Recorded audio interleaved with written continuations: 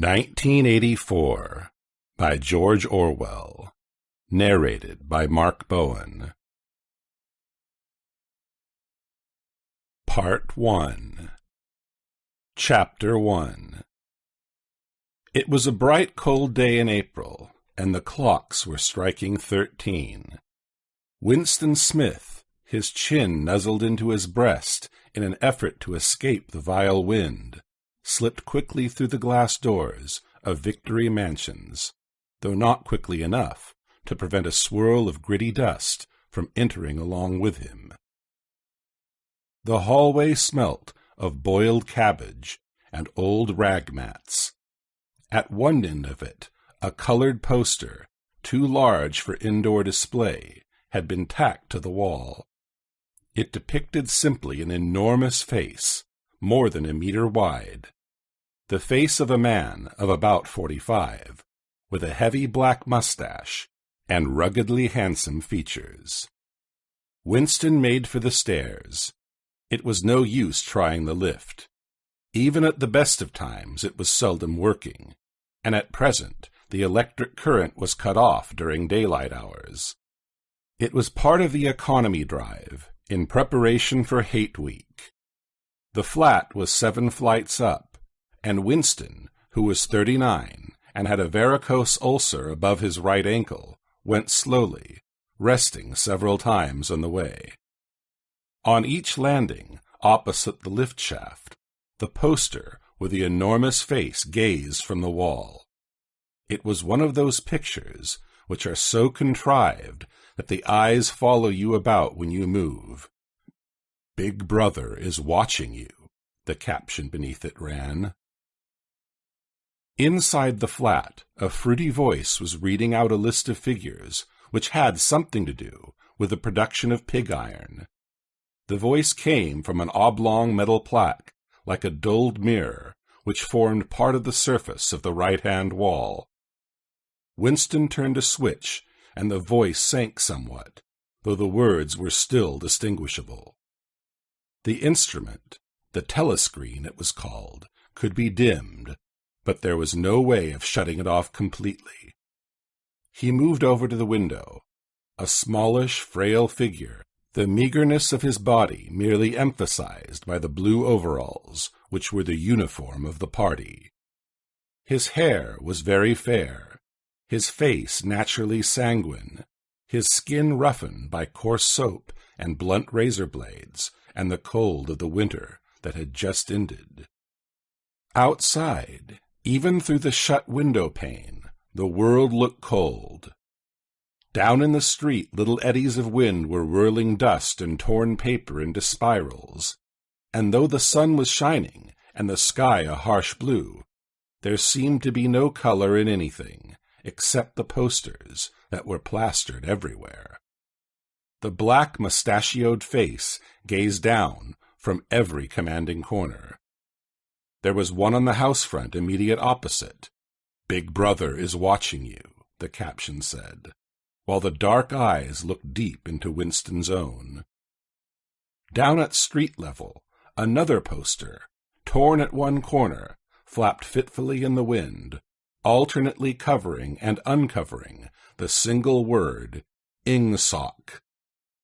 In the far distance, a helicopter skimmed down between the roofs, hovered for an instant like a blue bottle, and darted away again with a curving flight.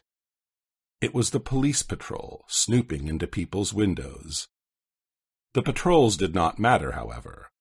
Only the thought police mattered. Behind Winston's back, the voice from the telescreen was still babbling away about pig iron and the overfulfillment of the 9th 3-year plan. The telescreen received and transmitted simultaneously. Any sound that Winston made above the level of a very low whisper would be picked up by it. Moreover, so long as he remained within the field of vision which the metal plaque commanded, he could be seen as well as heard. There was, of course, no way of knowing whether you were being watched at any given moment. How often, or on what system the thought police plugged in on any individual wire was guesswork. It was even conceivable that they watched everybody all the time. But at any rate, they could plug in your wire whenever they wanted to. You had to live, did live, from habit that became instinct, and the assumption that every sound you made was overheard, and except in darkness, every movement scrutinized. Winston kept his back turned to the telescreen. It was safer, though, as he well knew, even a back can be revealing. A kilometer away, the Ministry of Truth, his place of work, towered vast and white above the grimy landscape. This, he thought with a sort of vague distaste, this was London, chief city of Airstrip 1, itself the third most populous of the provinces of Oceania. He tried to squeeze out some childhood memory that should tell him whether London had always been quite like this. Were there always these vistas of rotting 19th-century houses, their sides shored up with balks of timber, their windows patched with cardboard, and their roofs with corrugated iron, their crazy garden walls sagging in all directions? And the bombed sites where the plaster dust swirled in the air, and the willow herb straggled over the heaps of rubble, and the places where the bombs had cleared a larger patch, and there had sprung up sordid colonies of wooden dwellings like chicken houses? But it was no use. He could not remember. Nothing remained of his childhood except a series of bright-lit tableaux occurring against no background and mostly unintelligible. The Ministry of Truth, mini-true in Newspeak. Newspeak was the official language of Oceania. For an account of its structure and etymology, see Appendix, was startlingly different from any other object in sight.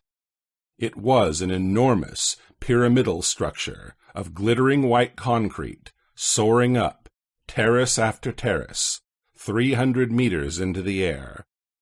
From where Winston stood, it was just possible to read, picked out on its white face in elegant lettering, the three slogans of the party. War is peace. Freedom is slavery. Ignorance is strength. The Ministry of Truth contained, it was said, 3,000 rooms above ground level, and corresponding ramifications below. Scattered about London, there were just 3 other buildings of similar appearance and size. So completely did they dwarf the surrounding architecture, that from the roof of Victory Mansions you could see all 4 of them simultaneously. They were the homes of the 4 ministries between which the entire apparatus of government was divided. The Ministry of Truth, which concerned itself with peace, entertainment, education, and the fine arts. The Ministry of Peace, which concerned itself with war. The Ministry of Love, which maintained law and order. And the Ministry of Plenty, which was responsible for economic affairs. Their names in Newspeak: Mini-True, Mini-Pax, Mini-Love, and Mini-Plenty. The Ministry of Love was the really frightening one. There were no windows in it at all. Winston had never been inside the Ministry of Love, nor within half a kilometer of it. It was a place impossible to enter, except on official business, and then only by penetrating through a maze of barbed wire entanglements, steel doors, and hidden machine gun nests. Even the streets leading up to its outer barriers were roamed by gorilla-faced guards in black uniforms, armed with jointed truncheons. Winston turned round abruptly. He had set his features into the expression of quiet optimism, which it was advisable to wear when facing the telescreen.